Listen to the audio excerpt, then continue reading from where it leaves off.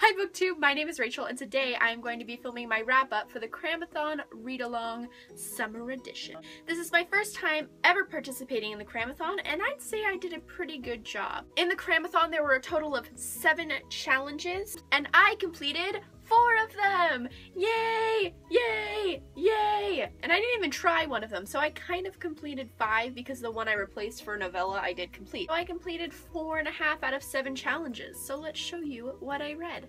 The first thing I did was, right before it turned midnight I was reading another book, but then the second it turned midnight I put down A Knife of Never Letting Go, which I finally am going to get to pick up again. Yes! And I picked up Lost at Sea by Brian Lee O'Malley, which was my graphic novel. I read this really quickly and I gave it a 3 out of 5 stars on Goodreads. I've read Seconds by Brian Lee O'Malley and I've seen Scott Pilgrim vs. the World. I haven't read the graphic novels. But this was even weirder than Seconds and I didn't know if that was going to be possible. I have very mixed feelings about this book. I will talk more about it when I do my review of what I've read over the summer, which is going to come at probably middle September. I also have a review on Goodreads, which I'll link down below, but I gave it 3 out of 5 stars.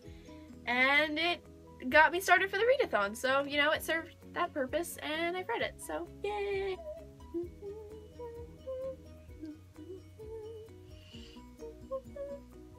The second, third, and fourth books that I picked up for the Cramathon were the first 3 installments of A Series of Unfortunate Events by Lemony Snicket, The Bad Beginning, The Reptile Room, and The Wide Window. I gave the first 2 4 out of 5 stars, and I gave the third one 3 out of 5 stars. I have very mixed feelings about these. I really enjoyed them. They were great, but they made me really sad. They made me unbelievably sad, and Lost at Sea made me really sad, and then I read these 3.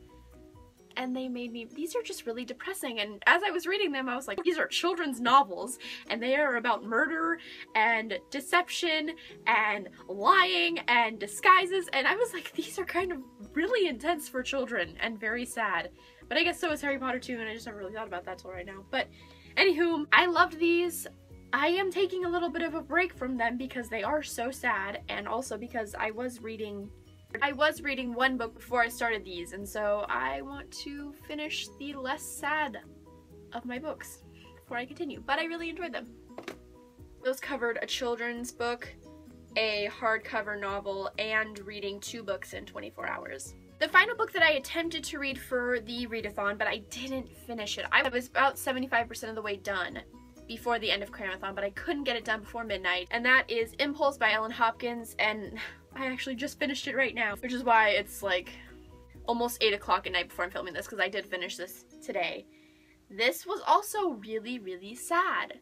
It was a lot better than I was expecting it to be because I wasn't really in the mood to read this when I picked it up, but I kind of worked through it and it was better than I thought it was going to be, a lot better than I thought it was going to be. I didn't particularly like the ending. It was a little bit freaky, but I love the characters in this book. I love the way it was written, and even though it was 666 pages, it felt like a pretty fast read. I read it in 2 days. I gave it 4 out of 5 stars, and I also posted a Goodreads review of this, which I will leave the link down for in the description box. Like I said, I completed 4 of the 7 challenges for the Cramathon, and I read 4 books in 4 days. I read 4 books in 4 days, and I went camping this weekend. And so, you know, and I also found Hannah Hart, and I started watching My Drunk Kitchen religiously yesterday. So, you know, I've been a little busy, but I am very proud. That doesn't hurt my feelings, and it also puts me 1 book ahead in my Goodreads challenge. I am at 41 out of 75 books, which is pretty darn good progress. Overall, I think Cramathon was a pretty darn good success for me. I finished 5 books in 5 days, and I'm very happy about that, and I'm excited to do Cramathon during the winter seasonal holiday time as well. Thank you so much for hosting this, Whitney. Thank you for watching. Thank you for watching my TBR. And also, last time I checked, I had 100 subscribers. And I'm not gonna cry because I'm gonna make another video about this, and my BookTube birthday is coming up in about 2 weeks, and I'll talk more about it then, but 100 subscribers is a really big deal, and I am very thankful. It makes me really happy to know that people care about my books, and people care about my books, people care about my videos, and I'm really starting to make a couple of friends on here, and that's really cool. And I'm not going to talk about this a lot right now because that's not the post of the Cramathon wrap-up video, but thank you. And I will see you soon with another video. Bye! Pew.